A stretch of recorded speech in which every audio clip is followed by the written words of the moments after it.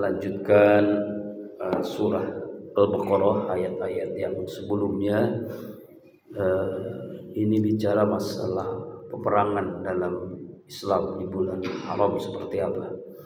A'udzubillahi minasyaitonirrajim. Aku berlindung kepada Allah dari godaan setan yang terkutuk. Bismillahirrahmanirrahim. Dengan nama Allah yang Maha Pengasih lagi Maha Penyayang. Wa qatilu, dan perangilah mereka itu, qatiluhum, hatta la takuna fitnatun, sampai tidak ada lagi fitnah. Wa yakunu dinu, dan agama itu hanya lillah, bagi Allah. Fa in ta'u, jika mereka berhenti, fala udwana, tidak ada lagi permusuhan, illa, kecuali ala zalimin, bagi orang-orang yang zalim. Apa maksudnya fitnah? Dalam ayat ini Allah Subhanahu wa taala menjelaskan bahwa diperintahkan pada para sahabat, kepada umat Islam waktu itu, Rasulullah SAW memerangi orang sampai tidak ada lagi perbuatan syirik. Jadi dalam tafsir Jalalain yang dimaksud dengan fitnah itu adalah syirkun, perbuatan syirik. Jadi tidak ada lagi di sekitar tanah haram itu perbuatan-perbuatan syirkun, yaitu menyekutukan Allah. Ini dimaksud dengan fitnah, ini perbuatan syirik. Ya. Wa yakunul ibadah wa yakun din ala ibadah, ya. Dan sehingga agama ini, agama Islam ini, ya, penghambaan dirinya, taatnya hanya kepada Allah. La ya'budu sawahu. Jadi tidak ada yang disembah kecuali hanya Allah. Nah, jika mereka tidak berhenti, jika mereka berhenti, maka tidak ada permusuhan. Artinya orang-orang kafir itu tidak melakukan kesyirikan, mereka masuk Islam, tidak ada lagi pelanggaran, maka tidak ada lagi permusuhan di antara mereka. Itu maksudnya, artinya tidak ada peperangan ketika orang-orang syirik, orang-orang musyrik menghentikan perbuatan syiriknya, dia tauhid kepada Allah, maka tidak ada lagi permusuhan, kecuali illa ala zalimin, kecuali kepada orang-orang yang zalim. Jadi ayat ini menjelaskan kepada kita di zaman Rasulullah, asbabun nuzulnya, yaitu ketika di zaman jahiliyah ini masih banyak orang-orang yang melakukan perbuatan syirik. Karena itulah orang-orang mukmin, para sahabat, diperintahkan untuk memerangi orang-orang yang melakukan perbuatan syirik yang masih ada, sehingga tidak tersisa lagi perbuatan syirik, ya, terhadap tanah haram, tanah suci Mekah, Madinah, ya, dan tidak ada lagi benar-benar orang-orang yang menyekutukan Allah ketika itu. Yang bertahan adalah orang-orang yang hanya tunduk patuh kepada Allah semata. Tidak ada yang menyembah lagi berhala, patung, yang ketika di zaman jahiliyah itu, ya. Nah, di ujung ayat, jika mereka berhenti, ya, artinya mereka itu tidak melakukan perbuatan syirik, tidak melakukan perbuatan menyekutukan Allah, mereka semuanya masuk Islam, berlepas diri kepada pemusyrikan, maka diharamkan untuk memerangi mereka, ya, kecuali ila ala zalimin, kecuali mereka berbuat zalim, yaitu mereka orang-orang kafir itu masih melakukan perbuatan syirik, maka boleh diperangi. Jadi dalam perang dalam Islam itu adalah untuk menegakkan tauhid, dalam menegakkan tauhid. Ya, jadi ayat ini kan masih menjelaskan, ya, peperangan dalam syariat Islam. Ya, ketika itu kaum musyrikin masih menyembah patung, jadi belum menyembah Allah Subhanahu wa taala. Kemudian di ayat selanjutnya, asy-syahrul haramu bis-syahril haram. Bulan haram dengan bulan haram. Kita ketahui ada 4 bulan haram. Bulan haram itu artinya bulan yang mulia, bulan yang diharamkan untuk berperang, yaitu bulan Zulqa'dah, Zulhijjah, Muharram, ini berurutan, dan juga bulan Rajab. 4 bulan ini kita diharamkan untuk berperang, ya, menumpahkan darah. 4 bulan ini kalau ibadah pahalanya berlipat ganda, kalau maksiat dosanya berlipat ganda. Maka 4 bulan ini kita disunahkan untuk melaksanakan puasa, shaum, Zulqa'dah, Zulhijjah, Muharram, dan bulan Rajab. Nah, bagaimana ketika terjadi peperangan? Asy-syahrul haram bisal harami, bulan haram dengan bulan haram. Ya, bulan haram dengan bulan haram artinya orang-orang kafir masih juga melakukan perbuatan peperangan, memerangi orang Islam, padahal bulannya bulan yang haram. 4 bulan itu Zulqa'dah, Zulhijjah, dan Muharram dan Rajab. Ya, maka berlaku qisasun, hukum qisas. Apa maksudnya? Famani tada alaikum fa'tadu alaihi. Maka siapa yang menyerang atas kalian, maka kaum muslimin diperbolehkan fa'tadu alaihi bimisli ma'tada alaikum, perangi mereka, seranglah dia sesuai dengan, setimpal dengan serangan atas kalian. Jadi kita tidak boleh menyerang, tapi ketika diserang kita boleh membalasnya. Nah, ketika itu kan Rasulullah SAW menjelaskan yaitu tentang umrah di bulan haram. Dalam perjanjian Hudaybiyah, orang-orang kafir itu tidak boleh melarang Rasulullah dan para sahabat untuk memasuki kota Mekah untuk melaksanakan ibadah umrah waktu itu. Tetapi ada di antara orang kafir yang tidak konsisten, tidak konsekuen dengan apa yang dijanjikan atau di perjanjian Hudaybiyah itu. Mereka memerangi para sahabat ketika ketika mau melaksanakan ibadah umrah yang ketika itu berkemah di Hudaybiyah. Nah, karena itulah ya berlaku hukum qisas. Artinya adalah kalau mereka menyerang, maka umat Islam, sahabat itu tidak boleh berdiam diri. Tidak boleh berdiam diri. Jadi perang dalam Islam itu membela. Ketika di bulan haram pun tidak masalah, karena dia yang memulai. Famani tada alaikum fa'tadu alaihi bimisli ma'tada alaikum, setimpal dengan serangan atas kalian. Jadi artinya adalah dalam Al-Quran ini menetapkan yang ketentuan 4 bulan dalam setahun yang merupakan bulan haram, bulan yang mulia yang harus dihormati. Pada bulan ini tidak boleh berperang. Tapi ada di antara orang-orang kafir yang masih melakukan peperangan kepada umat Islam. Umat Islam ini taat dengan apa yang pernah dijanjikan 4 bulan ini. Dan ini memang dari dulu, dari zaman sejak jahiliyah ini, 4 bulan ini orang-orang Arab itu menghentikan peperangan. Nah, anehnya ada yang tidak taat dengan aturan. Mereka masih menyerang umat Islam. Yang paling luar biasa jahatnya yaitu mereka melakukan peperangan ketika Rasulullah dan para sahabat melaksanakan ibadah umrah di bulan haram itu. Nah, maka boleh diperbolehkan untuk membalasnya sesuai dengan apa yang dilakukannya. Tapi indahnya Al-Quran, coba lihat ya, wattaqullaha wa'lamu annallaha ma'al muttaqin. Di ujung ayat ditutup, kita diperintahkan untuk bertakwa kepada Allah, dan ketahui oleh kalian bahwasanya Allah bersama hamba-hamba Allah yang selalu bertakwa. Jadi perang itu boleh ketika kita diserang. Jadi bukan memulai peperangan. Jadi membela diri apa yang dilakukan. Nah, kemudian tetapi di ayat ini kita diperintahkan Allah untuk sungguh-sungguh bertakwa kepada Allah.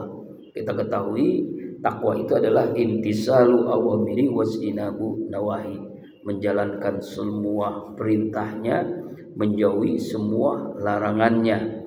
Kata takwa juga ada ulama yang menguraikan dari huruf-hurufnya. Takwa, tak itu artinya tawadu. Orang yang bertakwa, dia orang yang berendah diri kepada Allah, orang yang rendah hati kepada sesama manusia. Yang kedua huruf qaf, qanaah. Orang yang bertakwa itu cukup terhadap pemberian Allah, sehingga kecerdasan dia itu bersyukur atas nikmat yang Allah berikan. Sebagaimana doa yang diajarkan Rasulullah, Allahumma a'inni ala zikrika wa syukrika wa husni ibadatik. Ini doa selesai salat. Ya Allah ya Rabb, jadikanlah hamba ini hamba yang selalu berzikir kepadamu, hamba-hamba yang selalu bersyukur atas nikmatmu, dan hamba yang selalu mempersembahkan ibadah terbaik hanya mencari ridhamu. Nah, qanaah adalah kecerdasan seseorang selalu mensyukuri nikmat Allah. La in syakartum la azidannakum wa la in kafartum inna adzabi lasyadid. Jika kalian bersyukur, aku tambah nikmatku. Syukur lagi, tambah lagi. Syukur lagi, tambah lagi. Jadi semakin kita mensyukuri nikmat Allah, maka semakin bertambah. Nah, qanaah ini adalah ya seseorang yang selalu bersyukur kepada Allah, merasa cukup terhadap pemberian Allah. Itulah bertakwa. Taqwa. Kemudian takwa itu ya ada huruf iya, yaitu artinya yakin, ya kan? Hurufnya beda. Takwa ya. Waw dulu, waw itu artinya wara. Wara itu artinya jangankan yang haram, yang subhat dia selalu hati-hati, jangan sampai jatuh kepada yang subhat, apalagi yang haram. Takwa. Nah, ini yang berat di zaman sekarang ini ya. Wara. Jadi hati-hati terhadap hukum Allah, itu wara. Kemudian iya, terakhir huruf iya, yakin. Yakin dengan Allah, yakin dengan ketentuan Allah, itulah iman. Ya, jadi orang yang bertakwa, orang yang tawadu, orang yang qanaah, orang yang wara, dan orang yang yakin. Nah, Allah bersama orang-orang yang bertakwa. Bahkan dalam surah At-Talaq ayat 2 dan 3, a'udzubillahi minasyaitonirrajim, wa may yattaqillah yaj'al lahu makhraja wa yarzuqhu min haitsu la yahtasib. Sungguh-sungguh bertakwa kepada Allah. Siapa yang sungguh-sungguh bertakwa kepada Allah, Allah akan berikan jalan keluar terhadap seluruh masalah hidupnya, dan Allah berikan karunia rezeki dari arah yang tidak disangka-sangka. Terakhir ayat 195. Wa anfiqu fi sabilillah, dan infakkanlah harta kalian di jalan Allah. Wala tulqu bi aidikum ila tahlukah. Wala tulqu, dan janganlah kalian menjatuhkan diri kalian bi aidikum dengan tangan kalian sendiri ila tulha, ke dalam kebinasaan.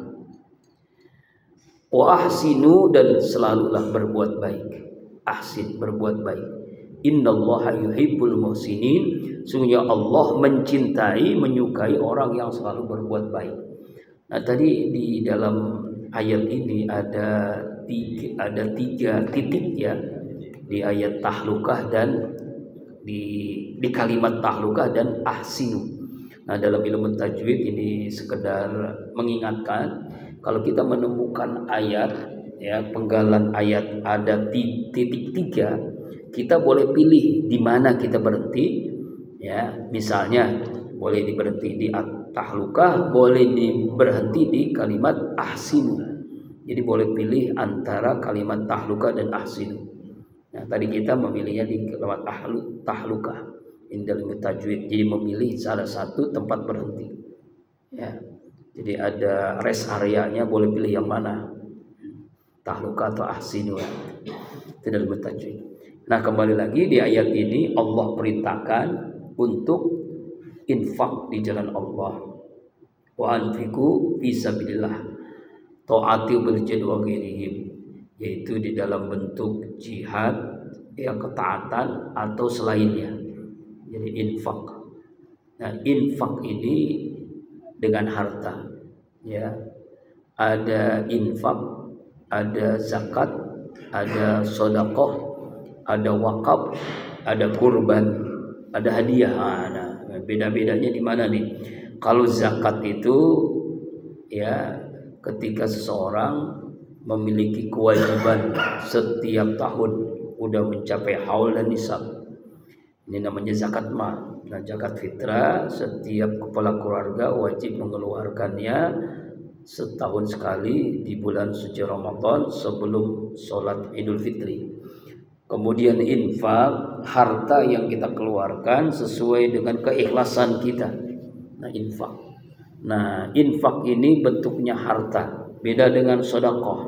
Kalau sedekah ini bisa harta, bisa selain harta, bisa jasa, bisa kebaikan, bisa amar ma'ruf nahi munkar, itu juga adalah bisa zikir. Jadi sedekah ini lebih umum. Semua kebaikan karena Allah itu sedekah.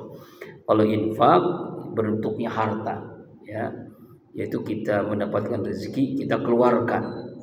Ya, infak itu sebenarnya asal katanya meminjam. Jadi Allah meminjam. Saking mulianya orang yang berinfak, Allah yang berikan harta, Allah yang meminjam harta kita. Makanya infak, masya Allah. Kemudian ada namanya wakaf, zakat, infak, sedekah, wakaf. Nah, kalau wakaf itu termasuk namanya sedekahun jariyah, sedekah yang mengalir terus pahalanya ketika seorang sudah wafat. Yang itu misalnya pembangunan masjid, pesantren, madrasah, sekolah, jalanan, ya, rumah sakit, itu wakaf. Kemudian ada namanya kurban. Nah, kurban juga memberi juga, yaitu dengan berbentuk binatang, onta, sapi, dan kambing ketika hari raya Idul Adha. Nah, semuanya adalah infak fisabilillah. Ketika kita berinfak fisabilillah, ya, ini Allah perintahkan untuk berinfak di jalan Allah. Banyak ayat-ayat tentang infak atau hadis Rasulullah SAW yang menjelaskan setiap pagi ini, setiap subuh ini ada malaikat yang mendoakan orang yang berinfak dan mendoakan orang yang tidak berinfak. Ya, ganti rezekinya, tambahkan rezekinya. Ketika orang berinfak di pagi hari mendapatkan doa malaikat. Ketika dia tidak mau berinfak, ya, maka tahanlah hartanya, persulitlah hidupnya. Itu doanya malaikat. Nah, infak fisabilillah wala tulqu ila tahlukah. Nah, unik menarik dalam ayat-ayat yang kita bahas hari ini, setelah kita diperintahkan untuk membela diri ketika orang kafir memerangi walaupun di bulan haram, dan itu diperbolehkan. Haram nggak boleh, tapi karena membela diri jadi boleh. Nah, kita diperintahkan untuk berinfak di jalan Allah, berinfak di jalan Allah, ya, karena pahalanya itu tidak tanggung-tanggung. Ya, pahala infak ini sampai 700 kali lipat. Nanti ada ayatnya yang kita bahas bagaimana Allah memberikan pahala infak itu sampai 700 kali lipat. Masalul ladzina yunfiquna fisabilillah hasanabila fi kulli habatin mi'atu habbah wallahu yudhaifu liman yasha. Bahkan Allah melipat gandakan bagi orang yang Allah kehendaki. Hadis Rasulullah SAW menjelaskan, intal rizqa bisadaqah, carilah rezeki dengan berinfak, dengan bersedekah.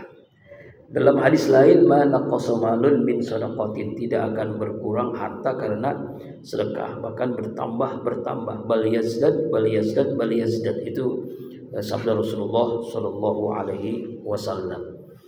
Wala tulqu bi aidikum ila tahlukah, janganlah kalian menjatuhkan dalam kebinasaan. Apa maksud menjatuhkan dalam kebinasaan?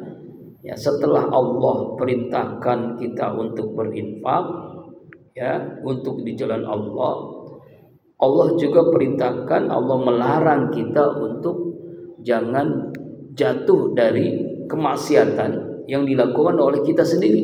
Wala talqu bi aidikum ila tahlukah. Kebinasaan itu ya semua perbuatan yang dilarang, maksiat, dosa. Ya, ada dosa yang besar, ada yang dosa kecil. Ini istilah aja, dosa besar, dosa kecil. Semuanya perbuatan dosa. Dosa kecil yang terus dilakukan menjadi besar. Dosa besar dengan taubat, maka Allah ampuni. Nah, jangan jatuh kepada perbuatan dosa, kebinasaan.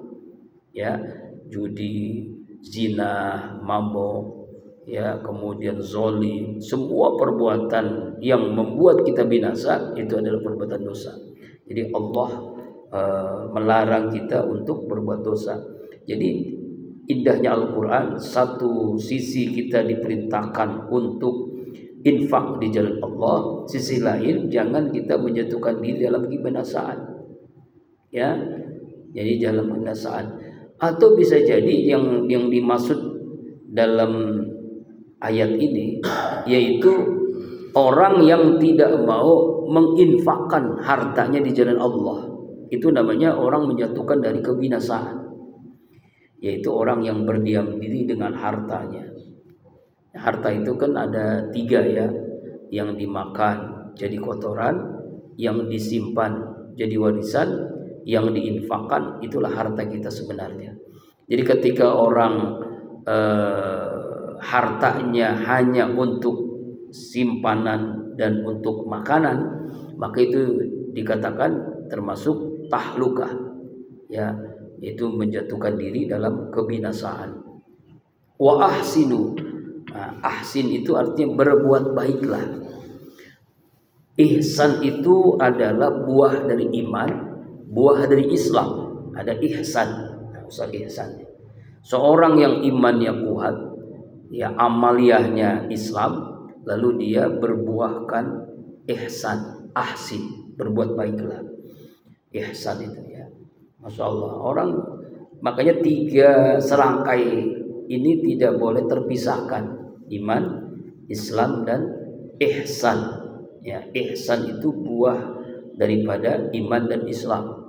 Nah, ada pengertian ketika Rasulullah SAW mengatakan ihsan itu apa? Ihsan itu beribadah seakan-akan melihat Allah. Dan kalau kita tidak mampu melihat Allah, kita yakini Allah sedang menatap, melihat kita dalam melaksanakan ibadah itu. Adalah ihsan.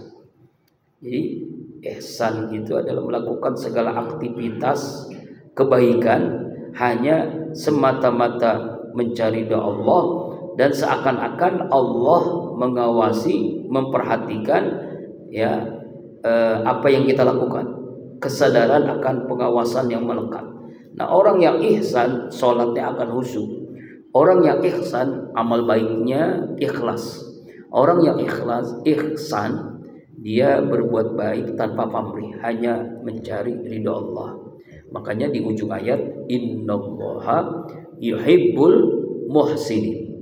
Sungguhnya Allah mencintai orang-orang yang ihsan, yang selalu berbuat baik. Ya, khairul nas anfulin nas, orang yang terbaik, orang yang selalu memberikan manfaat.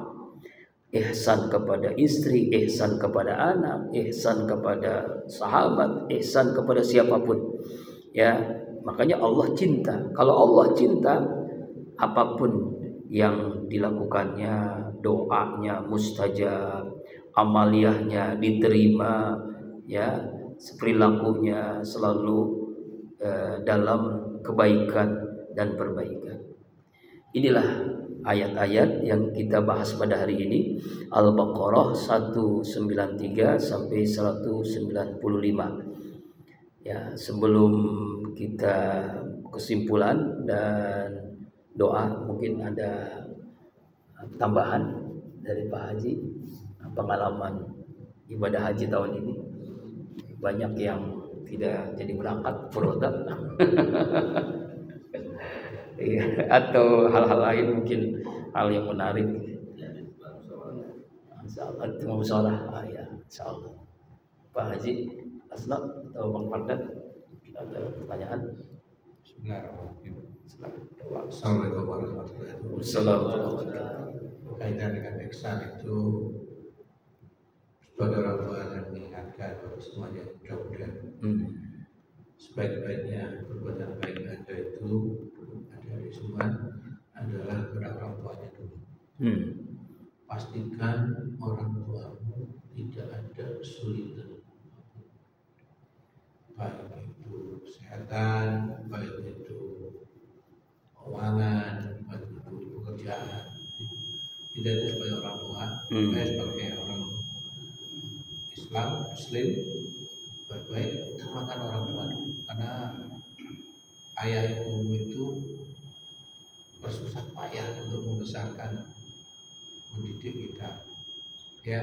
Jadi jangan sampai setelah kita besar bukan orang tua. Saya itu ingat itu karena sekarang kaki saya itu sakit. Saya melihat cucu saya itu tingkahnya nggak tahu, mengejar cucu saya itu sakit. Ya. Nah, saya membayangin dulu ibu bapak saya melihara saya gimana.